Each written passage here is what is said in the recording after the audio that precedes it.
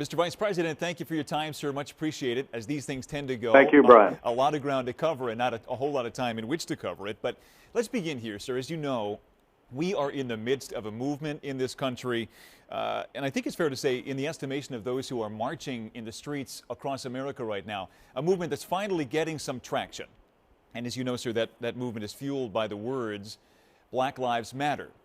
And yet, despite that and the volume with which we're hearing it and the monumental nature of these changes, there are only really a handful of elected Republican leaders in Washington who have uttered those words, Black Lives Matter. And I wonder, sir, if those are words that you will utter right here today. Black Lives Matter. Can you say those words? Well, Brian, let me just say that what happened to George Floyd was a tragedy. And in this nation, especially on Juneteenth, we celebrate the fact that from the founding of this nation, we've cherished the ideal that all of us are created equal and endowed by our Creator with certain inalienable rights. And so all lives matter in a very real sense. It's the reason why President Trump, in the wake of that tragic event in Minneapolis, said that justice would be served. We've met with law enforcement leaders. We've met with African American leaders. And I think the people of Philadelphia can be encouraged by the president's action this week.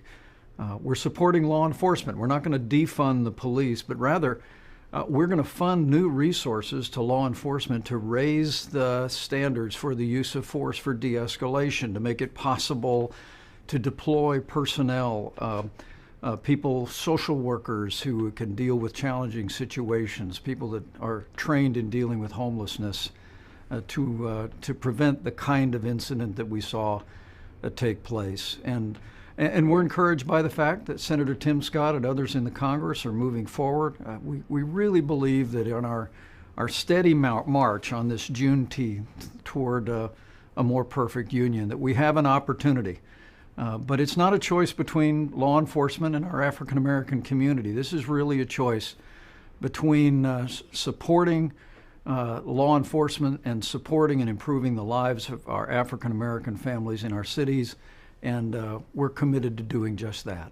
Forgive me for pressing you on this, sir, but I will note you did not say those words, Black Lives Matter. And there is an important distinction. People are saying, of course, all lives matter.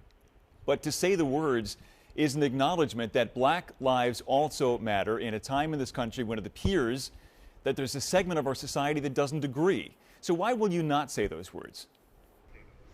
Well, I don't accept the fact, Brian, that there's a segment of American society that disagrees in the preciousness and importance of every human life. And it's one of the reasons why, as we advance important reforms in law enforcement, as we look for ways to strengthen and improve public safety in our cities, we're not going to stop there. I mean, I couldn't be more proud to be part of an administration that saw the lowest unemployment ever recorded for African Americans. We saw the creation of thousands of opportunity zones that are generating billions of dollars of investment to our cities. This is the administration, and President Trump is the president who made permanent funding for historically black colleges and universities. And we've been champions of educational choice because we believe that inner city families, African American families, ought to be able to choose where their children go to school, regardless of their area code and income. And so while we acknowledge the concern of protesters, we respect the right of peaceful protesters, I must tell you that we're absolutely determined to improve the lives of our African American citizens with more job opportunities, more educational opportunities, and this administration will remain committed to doing what we've been doing all along. And yet, one final time, you won't say the words, and we understand your explanation. I want to ask you about this. The president's tweets, I know a lot of people are reluctant to comment on them. Last night, he sent one that's been particularly, let's call it, reviled by some on the other side. They said this video that he showed really undermines the argument that people are making on the streets across America right now and basically dismisses the concept of racial injustice as fake news. Do you think that's an appropriate message from the president to America right now? Well, are you speaking of the the humorous video of the two little children? Humorous is in the eye of the beholder, I suppose. Well, look, I think,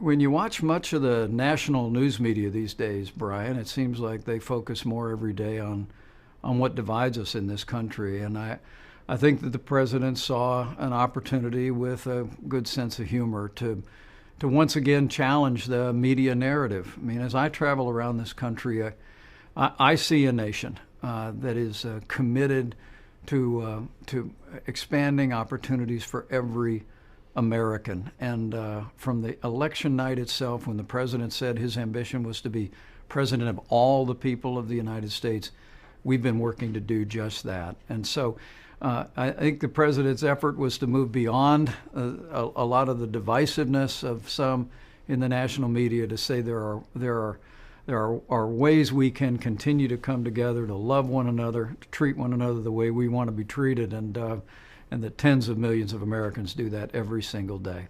Sir, I've gotten the wrap, so if you've got to go, you just say the word, but I feel it's important to try to get one question on the coronavirus issue as Philadelphia moves toward the green phase of reopening next week.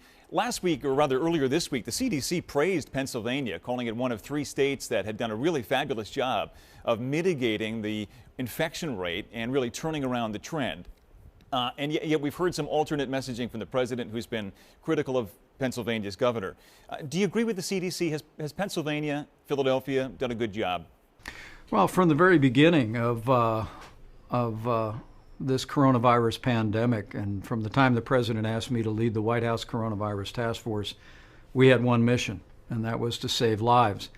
It's the reason why the president suspended all travel from China. It's the reason why we issued guidelines to states like Pennsylvania for social distancing and the kind of measures that would slow the spread and flatten the curve. It's one of the reasons we passed the CARES Act to support families and businesses through this challenging time. And it's also the reason why we issued guidelines to open up America again. And no one wants to open this country back up more than President Donald Trump. And I know the president has made that very, very clear. And we're encouraged to see that now all 50 states, including Pennsylvania, are opening up their economies, allowing people to go back to work and to worship.